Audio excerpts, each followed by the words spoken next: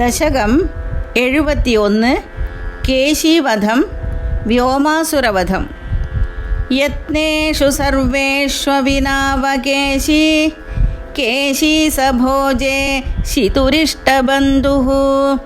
ത്വം സിന്ധുജാവാപ്യ ഇതീവ മത്വാ സംപ്രാപ്തവാൻ സിന്ധുജവാജിരൂപഃ ഗന്ധർവതാമേഷ ഗതോഭിരൂക്ഷൈഃ നാദൈ സമുദ്വേജിത സർവലോകഃ ഭവദ്വിലോകാവധി ഗോപവാടീം പ്രമർദ്യ പാപ പുനരാപദത്വാം താർക്ഷ്യാർപ്പിതാം ഘ്രേസ്തവ താർക്ഷ്യയേഷഃ ചിക്ഷേപ വക്ഷോ ഭുവി നാമപാദം ഭൃഗോപദാഘാതകഥാം നിശമ്യ സ്വേനാഭിശക്യം തദിതീവ മോഹാത് പ്രവഞ്ചയന്നസ്യ ഖുരാഞ്ജലം ദ്രാക് അമും ചിക്ഷേപിത ദൂരദൂരം സമ്മൂർച്ഛിതോപി ഹ്യതിമൂർച്ഛിതേന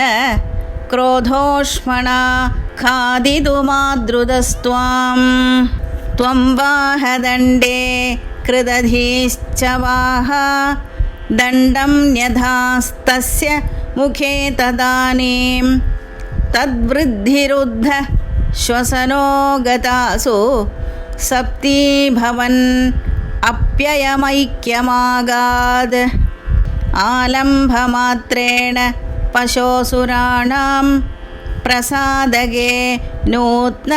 ഇവാശ്വമേധേ കൃതേ ത്വയാ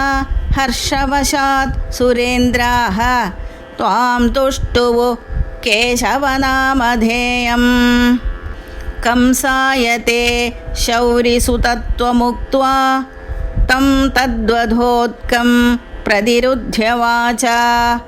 പ്രാപ്തേന കേശിക്ഷപണാവസാനേ ശ്രീനാരദേന ത്വമഭിഷ്ടുതോ ഭൂഃ കദാപി ഗോപൈ സഹ കാനനാന്തെ നിലായന ക്രീഡന ലോലുപം ത്വാം മയാത്മജ പ്രാപ ദുരന്തമായോ വ്യോമാഭിദോ വ്യോമചരോപരോധി സചോരപാലായിത വല്ലവേഷോ ചോരായിതോ ഗോപശിശൂൻ പശുംശ്ച ഗുഹാസു കൃത്വാ പിദധേ ശിലാഭിഃ ത്വയാ ച ബുദ്ധ്വാ പരിമർദിതോ ഭൂത് ഏവം വിധൈശ്ചാദ്ഭുത കേളിഭേദൈഃ ആനന്ദമൂർച്ഛാം മധുലാം വ്രജസ്യ പദേ പദേ നൂതനയന്നസീമാം പരാത്മരൂപിൻ പവനേശപായാഃ ഗോപികാ ജീവനസ്മരണം ഗോവിന്ദ ഗോവിന്ദ നാരായണ അഖില ഗുരോ ഭഗവൻ നമസ്തേ.